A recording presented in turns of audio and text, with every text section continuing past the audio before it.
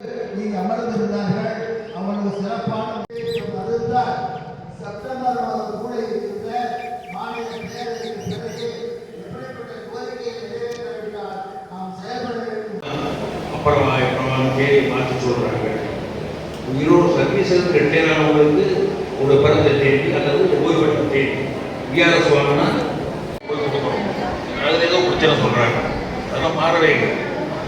ஆனால் முன்னாடி 3 மாதம் வருஷத்தில் அந்த 3 மாதத்தில் போனால் போதும் அப்படின்னா ஸ்ரீகாரமும் ஃப்ரீ பண்ணிக்கோங்க.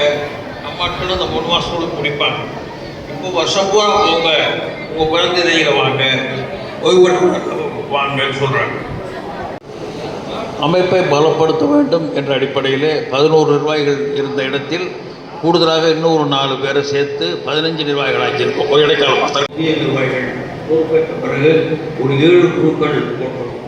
அது இன்னும் கூடும். டைரி இருந்தால் டைரிக்கு ஒரு குழு போடும். அது ஏறிட்டே போகும். ஒவ்வொருக்கும் ஒரு அலோகேஷன், ஒரு பொறுப்பு நிர்ணயம் பண்ணி இந்த குழு இந்த பணிகளை செய்ய வேண்டும் என்று நினைக்கிறோம். மூலமாக ஆன்லைன் மூலமாக பண்ண 17 பேருக்கு காய்கறி சொன்னாங்க. போன மாதம் நான் சரித்திரத்தில் ஏப்ரல் 25 முடிய 30 நாள் 2022 முடிய இறந்து விண்ணப்பித்தவர்கள் விண்ணப்பம் சரியாக இருந்தால் அவருக்கு செட் பண்ணிட்டு சொல்றாங்க. ஒன்று அப்ளிகேஷன் நிலையாக இருக்கலாம் அல்லது குறைபாடு இருக்கலாம், சவால் இருக்கலாம். அது என்னன்னு பார்க்கணும். 2வது மொத்த நெருக்கடி. அப்போ இன்னைக்கு 7 லட்சத்துக்கு உள்ள பென்ஷனர்கள் இருக்கும் பொழுது பிடித்து அதில் போய் ஃபார்மல் பென்ஷன் கிடையாது. அப்போ அதுக்கு மேலே இறப்பு வரும்பொழுது அது அப்படியே நினைக்கிறது. கவர்மெண்ட் அதை கவனிக்க ஒருவேளை இந்த மாவட்டத்தில் கிளைகளில் ஏப்ரல் 25 முன்னாடி புகாராக இருந்தது. கணவர் இறந்த பிறகு மனைவியுடைய இனிஷியல் தமிழில் எழுதும் பொழுது விண்ணப்பம் தமிழில் கொடுக்குறாங்க. ஏஜி ஆஃபீஸில் அதை ஆங்கிலேயர் மனைவி பேர் வேறு மாதிரி இருந்தால் எஸ்ஐ இருக்கார்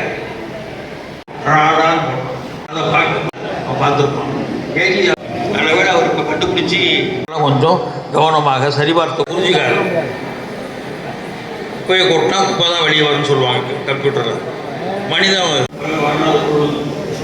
அப்போ அந்த பெண்ணுக்கு சிறைக்கு வரணும்னு சொல்லும்போது பர்த் சர்டிஃபிகேட் இல்லைங்கிற ஒரே காரணத்துக்காக எல்லாத்துக்கும் ஜாதகத்தை பார்க்குற நீங்கள் ஏன் அதுக்கு மட்டும் ஒத்துக்க மாட்டேங்க? ஜாதகத்தை ஏற்றுக்கூடாத ரூல் இருக்கான்னு நான் சொல்றதை செய்ய மாட்டேங்கிறீங்களே. நான் சுத்தப்படுத்த வேண்டியது இந்த வருஷம்